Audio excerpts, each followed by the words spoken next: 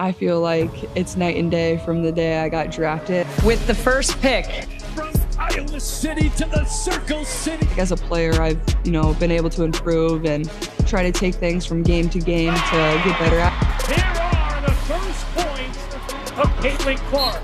Obviously, it was a big adjustment going from college to the professional level. There's a lot of areas that you have to learn, and you have to learn very quickly. Clark, a deep first.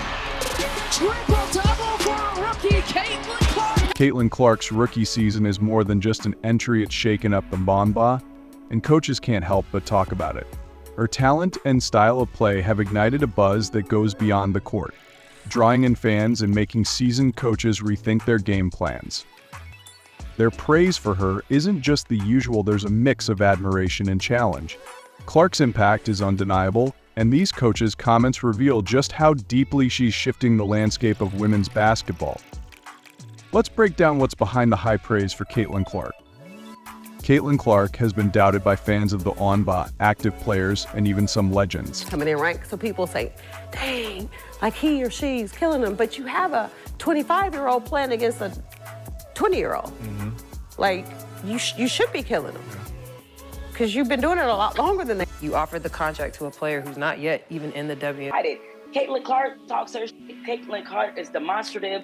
Caitlin Clark, people aren't bothered by that. People aren't bothered by it because they're caught up in the narrative of, oh, here's this, wonderful, kind soul from the great state of Iowa representing Middle America. So they put all these sort of, what happens in these sports race wars is everybody projects their own. Luckily, not all people have been negative about her. Of course, there are the die-hard fans that have been cheering her on from the very beginning, but we're not talking about the fans right now. We're talking about the experts that know the game inside out. Obviously, we're discussing professional coaches. These guys know the game and its history like the back of their palms. So it's not surprising they can see that Caitlin Clark is what the WNBA game has been missing for quite some time. Becky Hammon, a celebrated coach and former NBA All-Star, has seen her fair share of rising stars, but Caitlin Clark stands out. I did. Caitlin Clark talks her.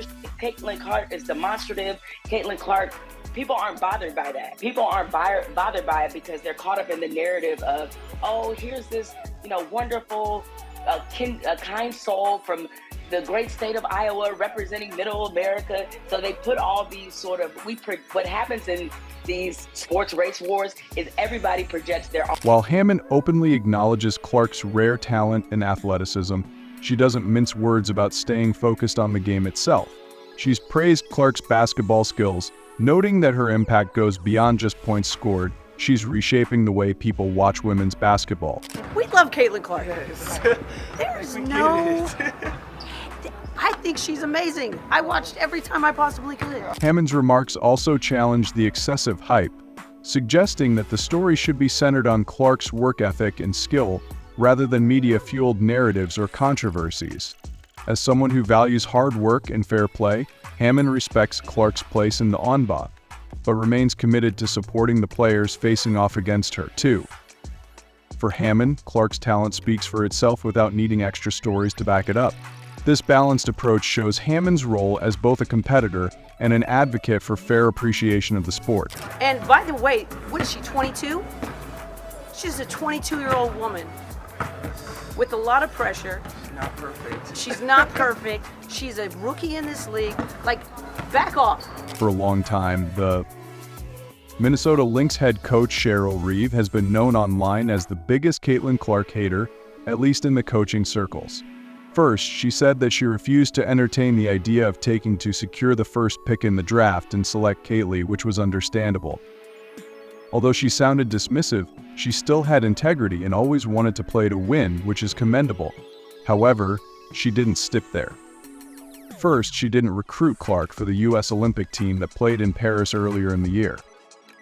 Then, she shut down the idea at a press conference that the team could have used Caitlin Clark in the Olympics. For her, she didn't have enough experience to play with the rest of the team, even though Caitlin, ironically, finished her rookie season as one of the top 5 players in the league. However, during the recent exit interview, she admitted that the main reason for league's recent popularity was no one else than Clark. Cheryl, looking back on this season, breaking attendance records, having kind of the whole city rally behind the Lynx. Yeah. Just, you've been here for a long time. What was that like this season? Was it different than the last championships teams, or was it just kind of a special moment? Yeah, I think the evolution of the league into the space that it got into in terms of popularity, even before the season started, when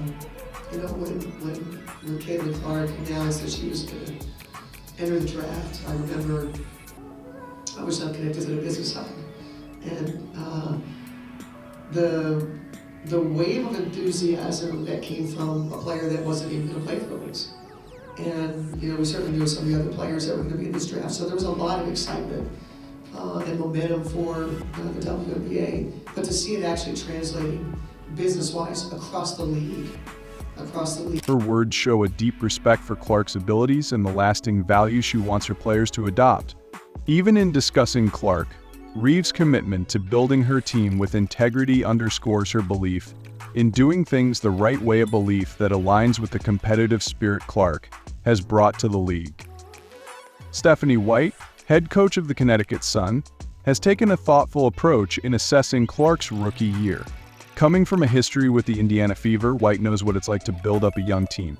She's watched Clark settle into the professional game, acknowledging the initial struggles but also recognizing the rapid progress Clark and her favorite teammates have made. Quickly, you mentioned that this Indiana team looks really different than it did on Juneteenth when you saw them last, which is absolutely accurate. But what do you think are some of the things that you now have to focus on that you maybe didn't have to focus on back in June?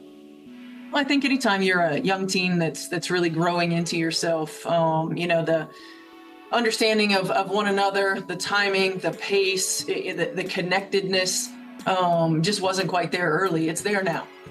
Everybody on the floor understands how, when, and where Caitlin Clark can get them the ball, and so they get there. White emphasizes how the Fever's slow start evolved into a stronger, more synchronized team performance as they adjusted to Clark's playstyle. The team found its rhythm, with players adapting to her unique timing, quick passes, and dynamic court movements. White's perspective shows a deep respect for the process, reminding fans that integrating a high-impact rookie like Clark requires patience. In White's view, it's about developing a system that maximizes Clark's strengths while allowing the whole team to shine. This supportive, long-term approach has kept fans optimistic about Clark's future contributions and helps highlight the collective effort in bringing a young, talented squad into on-ba form. And it's a team that's playing with a lot of confidence. They don't fear anyone. They just go out and they play and enjoy the game, and they make that that's a tough matchup. For us, again, it's a team that we have to continue to force into tough twos, and we've got to be able to finish plays with. New York Liberty's head coach Sandy Brondello, a former player and seasoned coach, offers another grounded take on Clark. Brondello acknowledges Clark's standout talent but is quick to highlight the challenges of adapting to the league's pace and physicality. For Brondello, Clark's rookie season is a learning curve, one that comes with adjustments to tougher, more complex defenses than she faced in college. Yeah, look, I think she's an amazing talent, and she's going to have a really, really great pro career. But coming from college is different than the pros, and that's why I think that's the biggest adjustment. She's got the skills, but how do you play? Learning all the new opponents, the physicality of the league. I think that everyone's an athlete here. Everyone's skilled. It's the WNBA, so you're not going to have any letdown there. But a young player, I think she's mentally tough, and she's got obviously a great future ahead of her. And my advice would just focus on what you can control, and don't get too high or too low, because it's going to be a journey of highs and lows, but that's for every athlete, not just Caitlin. Brondello's comments hinted at the potential she sees in the young star's future. She pointed out that while Clark's debut season has featured strong performances, her game will continue to evolve. She's encouraged by Clark's high basketball IQ and her impressive court awareness, predicting that these qualities will only sharpen over time. By focusing on Clark's room for growth, Brondello offers a balanced view that's both realistic and encouraging. Her perspective reminds fans and critics alike that Clark's true impact will only deepen as she gains experience, providing a steady path forward amid the whirlwind of expectation. How much is the demands on players changed in the history of the WNBA? Could you put that in perspective? Yeah, look, I think the demands, I think it depends on the program that you come through, how we want to play the game. But I think, and Caitlin, she's, the system's probably going to be built around her. And so that's adding a lot, probably more demands on her, especially in a 40 game. Yes, she played a lot of games in college, but this is a different level and every game's going to be tough now. Obviously, we have charters that's going to help the recovery.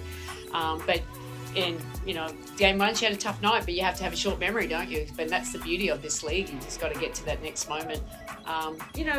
Teams like, we're positionless. Depends on who's around you, but I think she has to play a big role as facilitating, playmaking, scoring, and she has the ability there. But and in the end, it's about the team. It's not just about Caitlin. So I think she's got some really good quality players around her, and they're still a young team, and they're going to keep getting better. When it comes to facing Caitlin Clark, coaches across the WNBA are constantly rethinking their strategies. Eric Thibault of the Washington Mystics have had to dig even deeper to counter Clark's versatility. Thibault emphasized one-on-one defense, but admitted it's a tough ask for any single player to cover her without help. You mostly had Carly and Dee Dee on Caitlin tonight. Could you maybe explain some of your rationale and how you guys are trying to cover her? Just a little bit more size. I think we did a pretty good job one-on-one. They started running her off more screens, and that's a little tougher. Dee Dee's big, trying to navigate all those screens. I thought we did a pretty good job one-on-one. Ariel took a turn on her down the stretch too. Trying to keep Ariel out of foul trouble a little bit early in the game. Hey, she makes a tough shot. We forced her into 8 turnovers, but she made some tough-ass shots. So credit. Facing Clark isn't about stopping her outright. It's about finding ways to slow her down just enough. Coaches across the league are forced to invent and reinvent defensive strategies against her, which adds an extra layer of excitement and challenge to each matchup. Clark's presence has essentially forced the league to up its defensive game, with coaches constantly reevaluating what it takes to compete at her level. Caitlin has already made history. She had one of the top 3 rookie seasons of all time. The WNBA didn't have a guard of this caliber for quite some time. Her skills on the court and her impact off it have coaches, players, and fans alike adjusting to her dynamic presence. While her journey is only beginning, her influence on the league's strategies, fan engagement, and overall growth is undeniable. Clark's future is bright, and as she continues to elevate her game, her contributions to the WNBA's legacy will only deepen. What do you think of Caitlin's impact on the league so far? Share your thoughts in the comments, and don't forget to like, subscribe, and turn on notifications for more WNBA updates.